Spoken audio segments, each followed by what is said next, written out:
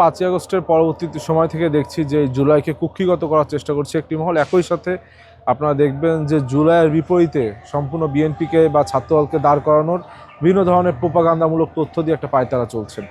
এবং আপনি দেখবেন যে 1971-এর মুক্তিযুদ্ধ নিয়ে যেমন আওয়ামী লীগ একটি চেতনা ব্যবসা করতো, ঠিক একইভাবে এই জুলাই আগস্ট গণ অভ্যুত্থানকে একটি নির্দিষ্ট দল তারা বা দুইটি নির্দিষ্ট দল তারা নিজেদের কুক্ষিগত করে বিভিন্ন ধরনের অপপ্রচার লিপ্ত হয়েছে। বিএনপি কিন্তু জুলাই সনদের পক্ষে, জুলাই সনদে হ্যাঁ ভোট দেওয়ার পক্ষেও কিন্তু বিএনপির যিনি বর্তমান চেয়ারম্যান এবং মাননীয় প্রধানমন্ত্রী, তিনি তখন তৎকালীন ভারপ্রাপ্ত চেয়ারম্যান ছিলেন, তিনিও কিন্তু তখন হ্যাঁ ভোটের পক্ষে বলেছিলেন এবং হ্যাঁ ভোটের পক্ষে কিন্তু বিএনপি প্রচারণা করেছিল। এবং জুলাই সনদ তো বিএনপি অক্ষরে অক্ষরে পালন করবে, বিএনপি বলেছে, কিন্তু বিএনপি সবসময় চাচ্ছে যে আইনানুগভাবে বিষয়টি পূরণ করতে। কিন্তু আমরা দেখছি যে বিভিন্ন ধরনের আমাদের তো সংবিধান রয়েছে, এই সংবিধান বা আইন যে প্রচলিত আইন, সে আইনটিকে মেনেই কিন্তু আমাদের জুলাই সনদ বাস্তবায়নের জন্য আমরা চেষ্টা করছি এবং আমরা বলেছি জুলাই সনদের প্রত্যেকটি দাড়ি কমা সেমিকোলন এখানে মেনে নেওয়া হবে। কিন্তু আমরা দেখছি যে অনেকেই বিভিন্ন মিস ইনফরমেশন দিয়ে, ডিসইনফরমেশন দিয়ে তারা বলছে যে এই জুলাই সনদের পক্ষে আমরা না এবং জুলাইয়ের মুখোমুখি দাঁড় করানোর একটা চেষ্টা করছে, যেটা আমার মনে হয়েছে যে তাদের রাজনীতি এই অভ্যুত্থানকে কেন্দ্র করে, যেহেতু তাদের উত্থান হয়েছিল, সুতরাং এই উত্থান পরবর্তী যে রাজনীতি অর্থাৎ জুলাই আগস্ট গণ অভ্যুত্থানকে তারা কুক্ষিগত করার চেষ্টা করছে, এই জন্যই তারা এই ধরনের তথ্যগুলো ছড়াচ্ছে। জাতীয় সংসদে সংস্কার বলে কিছু নেই, যা আছে পারিভাষিক শব্দ সংশোধন। সেই সংশোধনকেই কিন্তু পরবর্তীতে যখন এটা জাতীয় সংসদে গৃহীত হবে সেটা সংস্কার করা হবে। সুতরাং আপনার সংশোধন ব্যতীতই কিন্তু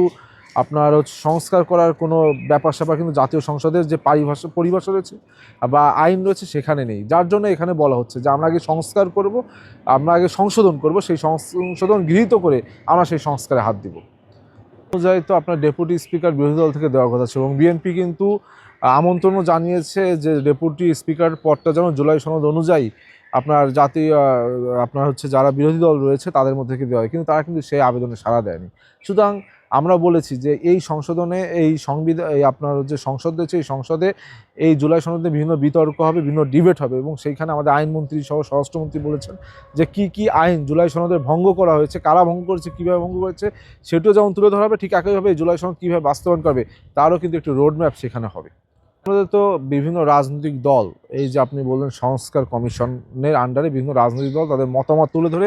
জুলাই সনদে একমত হয়েছিল। তার ভিতর বিএনপি কিন্তু বিভিন্ন বিষয় যেগুলো ঐক্যমত হয়নি, অর্থাৎ আমরা বিভিন্ন রাজনৈতিক দল একসাথে বসেছি, কয়েকটি বিষয় আছে যেখানে আমরা সকলে একমত হতে পারিনি, সেখানে আমরা নোট অফ ডিসেন্স দিয়েছি, অর্থাৎ এই বিষয়গুলো পরবর্তীতে সংসদে তুলে সেখানে কিন্তু আপনার চূড়ান্ত ফয়সাল হবে। এখন সংসদে যদি মনে করে, জাতীয় সংসদে যদি আপনার সংখ্যাগরিষ্ঠতা পায় যে নোট অফ ডিসেন্সগুলোকে বাস্তবায়ন করবে, সেক্ষেত্রে নোট অফ ডিসেন্সগুলো বাস্তবায়ন হবে, আর যদি তারা সংখ্যাগরিষ্ঠতা না পায় সেক্ষেত্রে নোট অফ ডিসেন্স বাস্তবায়ন হবে না।